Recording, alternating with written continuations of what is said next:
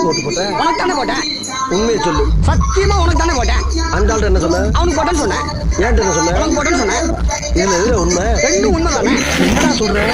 அவர்கிட்ட வாங்கின காசுக்கு ஏடி சின்னத்துல ஒரு குத்து, உங்ககிட்ட வாங்கின காசுக்கு தென்னை சின்னத்துல ஒரு குத்து. ஆக மொத்தம் ரெண்டு குத்துனேன்.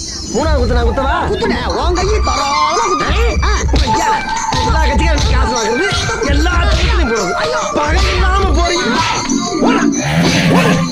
ஓகே, நான பயில வளைச்சு வளைச்சு குத்திருக்கானையா.